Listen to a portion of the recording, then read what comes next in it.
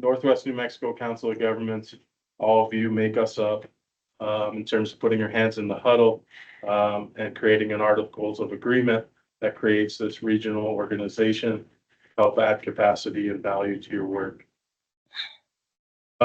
This is our region. It's really important. I know I've talked to County Manager Mike Stark about this. We went through 2008 and people were seeing the economy kind of stagnate and go through a recession. A lot of our memberships had a hard time coming up with funds. And so if, for instance, one of our counties would drop out, we would actually lose our economic development district status and that federal money. So it's really important to keep everybody at the table, even if they couldn't bring dollars to it. We're pretty strong in that department now, but again, having everybody around the table really creates the economic development district work that the videos and learning center that we have point to. Again, this is a snapshot of our region. You all know it better than I do. We can kind of move past this. Again, this is the structure that we talk about. We have a dual designation. We have one under the state of New Mexico as a planning and development district to the local government division. So again, we're here to provide strategic planning, infrastructure, ICIP planning, capital outlay development, and other fund resource attraction to communities. So again, not just for our members, but any community, any subdivision of the state, anybody can come to us for that kind of support. Again, the state has a contract with us there. On the federal side, again, we're designated as an economic development district to help with this regional planning and regional economic development work. This was our last 2021. This is the main kind of framework that we laid out. It's based on kind of the ReSTRA model, which we're continuing, and having these chilies, which are really the pillars of economic development. And under each one, we had a goal, then we had a strategy. So when you boil it down, there's 21 strategies that we were told by the region are really important, and that the COG and our partners should focus on, create this strategic plan, and implement. We went back out to our key economic partners, kind of took a survey of what's happening in these spaces, who's working in them. Would they like to see these strategies continue? And for the most part, they wanted to see all these pillars of economic development. So we're talking about workforce, we're talking about entrepreneurship, we're talking about shovel-ready sites, we're talking about all of these key aspects of economic development. And so again, we got great feedback on some highlights from different areas, especially kind of broadband expansion that the region saw as a need for strategic infrastructure. A lot has been done on that front. I know there's miles to go, literally, but again, going from zero to where we are today felt like progress over the last 5 years. So again, what we kind of saw was that 21 strategies, having too many strategies means you have no focus. And we felt like, although all these things are good and they're needed around the circle for factors of production that we need in our communities, and we need to be moving the needle on, we didn't really have a central focus to the sets. And ideally, we didn't have the capacity or staff to really take this on in a very real way. And so we're going to structure this a little bit differently. Again, I don't want you to get the sense that none of these strategies that are in there are any good and we're throwing them away. These things are the building blocks of economic development. What we're saying is that the COG can't be responsible to measure all these things or do all these things. It takes a team to do them, and there's people in these places, in your communities, doing that good work, and that needs to continue. What we're saying is if we're going to do a regional strategy that has impact, we better have a focus. So again, when we polled our members and took a look at the statistics in our evaluation framework, again, you can't read them, but there's a place on our website that goes through some of these major highlights, major movements forward in economic development. A lot of them are about strategic infrastructure and about investments. So again, over the 5-year period, we were able to attract about $200 million of investment for what we thought were part of those 21 strategies or part of moving the needle on strategic infrastructure. Can't see it real well, again, on purpose, but the outcomes are kind of mixed, we would say. A mixed impact. We got some major upswings in medium household income, but for some reason we saw a drop in per capita income. So there's a little bit of a mixed message in that. And again, at the end of the day, the net jobs actually dropped over the 5-year period. So there were things that were very positive. The work we're doing is making a difference, but it's probably not happening at a rate that everybody feels like we're making the difference from a regional perspective that we should be. So again, $200 million came into the region for infrastructure, but we only saw about a gain of $6 million in GDP, and we actually lost about 2,000 jobs during this period. So again, you all know the forces that were working against all of us, from the energy downturn and the closures to COVID to et cetera, et cetera, et cetera. But at the end of the day, we're losing market share to the world.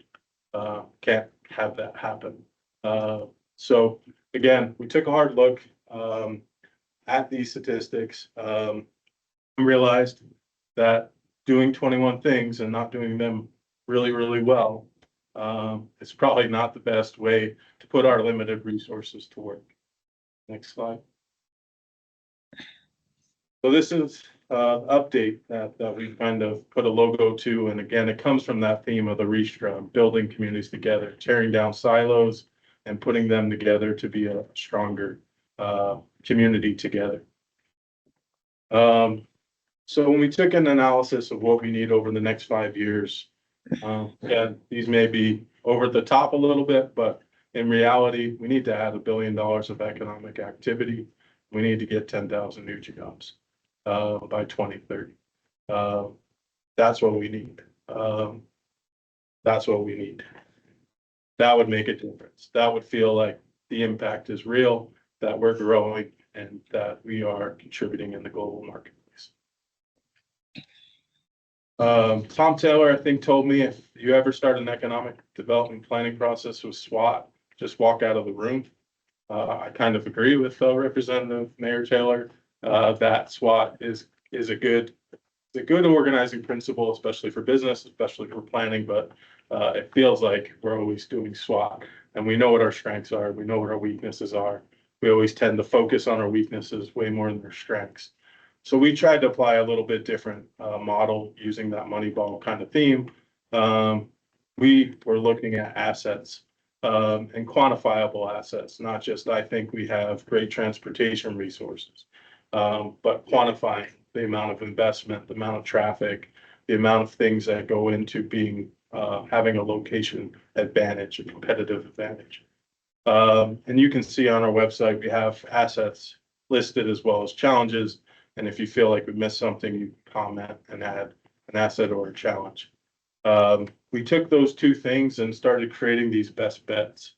You know, again, changing the analogy or the theme to, you know, a poker game, and going all in on something, again, to try to find a focus. So we'll go through some of those best bets in a second. And one of the things we're asking from the board and anybody participating is really thinking about the downside risk. And economic development, it's all about, when you're making an investment, it's all about understanding the risk. So that's the paradigm that we've kind of used instead of SWOT, without violating any of the federal administration language. We think this actually works. It ties back to an ABCD, asset-based community development model. That's where we tend to think about our economic development. Is don't think about what we don't have.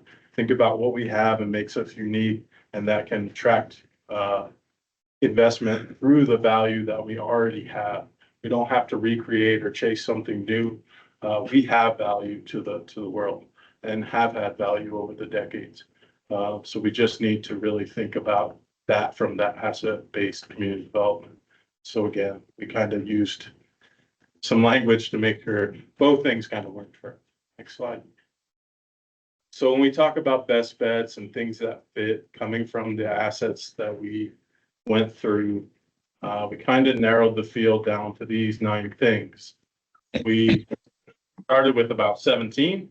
If you'd like to see the original set, we can definitely send it out to everybody because it was really hard to get from 17 to 9 without just adding things in. We added a couple of things that we thought fit.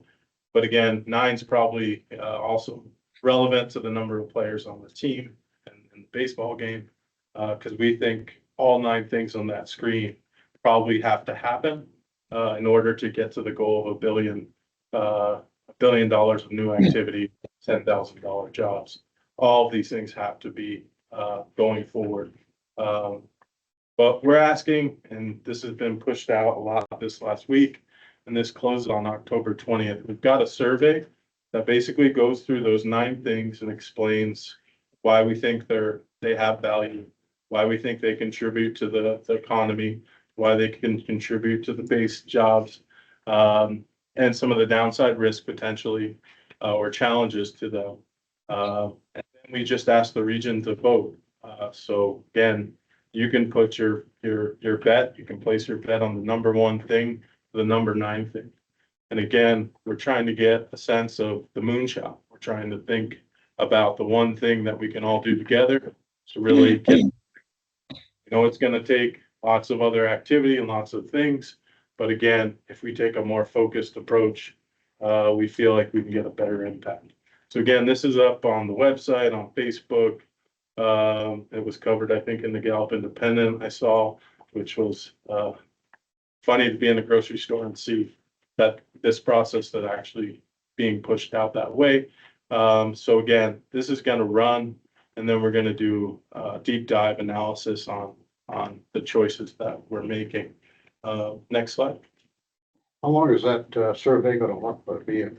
I think it runs till Saturday, so if you haven't taken it, I would just encourage did. encourage everybody to take it. Again, we're trying to, well, we're asking you to we're building the boat together. We're asking you, if you were captain, which one would you, which thing would you really bet on? For your children, for your grandkids, for this region prosper, and really dig into that survey. It's not a long survey. It's just, there is some details to read through and really consider your choices. I know I took it, I had a hard time. It was easy to do, actually. I was trying to rank everything as a number 1. It doesn't allow you to do that. So again, the survey actually does close, I think, on October 19th, which means it probably goes to the 20th just to get everybody in on time. We're going to get the survey results, like I said, and really evaluate that ranked voting. After which we're going to take 1 through 3 and kind of do some action planning, drill downs. We're going to draft sets for you and go out to public comment. We're going to finalize the sets and bring it from this board for adoption in January. Our requirement is to get this done by December. So our hair is kind of on fire at the moment, but we know that the planning process doesn't stop with the plan. That we actually want to take this on January 21st and move it forward. So we're asking from the board and our partners is, review the website and the learning center. And we'll push that out after this meeting. Take the survey, get your friends, go to the senior center and tell them their taxes are going up if they don't take the survey. Whatever tactics you need to use to get people to really weigh in. We just really want to know, and we've asked people which county they are, so we'll be able to dissect it down to a county level to make sure if it's not united as a region, that we know what the differences are and we're able to communicate that back. And then again, there'll be a draft sets to comment on. There's opportunities to sign up and volunteer. And again, review the draft, and obviously you'll see a final sets for the next board meeting and grants. So again, we're kind of moving. We took a long time. We go down the rabbit hole and we kind of stay down there. Now we've popped up and now we've got to finish this process. But a lot of good thinking has gone in. And again, I feel like what we've brought to you is actionable. It's presentable. I think it makes sense. If it doesn't, again, I'm your huckleberry. Next slide. So from there, what we want to do is we really want to look at how we implement the moonshot and how we drill down. So again, I'm just going to run through this quickly, but we're going to take that first choice and we're really going to create a white paper around it and a strategy.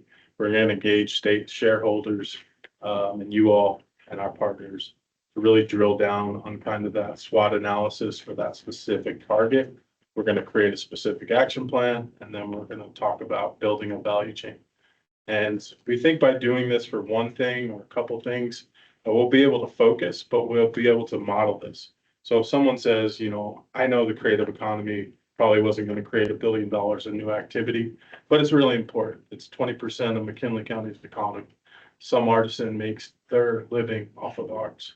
So I'm going to take that. I'd like to, you know, get trained on the COGS process, and I'll be the thought leader. I'll be the champion, and we'll drive that. That's our hope, is that people will take those things and kind of use our learnings and go and apply it, because we need all those things to happen to get to that goal. But again, we're going to put COG resources into a couple things so we don't get distracted and get off pace, like Brett said, and the SEDS 101 video that's in our learning center. Again, it's a roadmap, and we want to stay close to that vision so we get where we want to go. We're going to identify some leadership. So we're thinking we need some thought leaders, someone that really thinks about the trends in that industry, the trends in that sector that we're talking about, that can really think about, you know, the next 10 years and how to position ourselves to take advantage of the things we need to do or make the investments we need to do. Then we're going to think about champions, you know, the person that loses sleep every night to make this happen, the person that's engaged to move that sector forward. That again is the day-to-day kind of worker bee with the COG staff that just, you know, where do we need to be in the next 90 days? Here's where we need to be. Here's what we need to do. And then we'll have partners, we'll have stakeholders. Again, we're trying to build a value chain. So we want lots of people to be thinking about, if we do this, how do we keep that wealth from leaking out at the end of the day? How do we build other businesses around that key cluster? How do we make sure in our contracting that we're not just, you know, we're able to keep that money locally and we're within the region so that we can use every dollar and recycle every dollar to make people's lives better. So again, then we'll go through kind of evaluation and adjustment periods. And then we'll be planning again, and it'll probably be someone else up here talking to you at that point. So again, that's kind of how we see the future. But we want it to be very strategic and focused and actually do implementation. So again, our process doesn't stop with the plan. We actually want to get to work in January. So again, the COG role helping us will be defining a steering committee, the strategy committee, as defined by some of the SEDS guidelines. We have to have the private sector industries that make up our region represented at the table. Kind of do that through our EDOs because we believe that their boards represent those key sectors. That's probably not good enough. So we don't want to reinvent a table, but we want to make sure we have those key private sector champions. We know what they're thinking, or we at least know where they need us to be. We're going to facilitate kind of this moonshot committee and structure. We're going to try to get back to our regional EDO roundtables where we're all as practitioners checking in with each other, talking about where the ball's going or the puck's going, so we can be there before it gets there. Probably need to have an annual forum that brings more people in on an annual basis just to understand the strategy and understand how we're moving it. And add their voice into that annual forum. And then we have a work program and a quarterly reporting process that we have with EDA, but I think needs to be much more of a strategic plan, like Brett mentioned in his video on SEDS 101.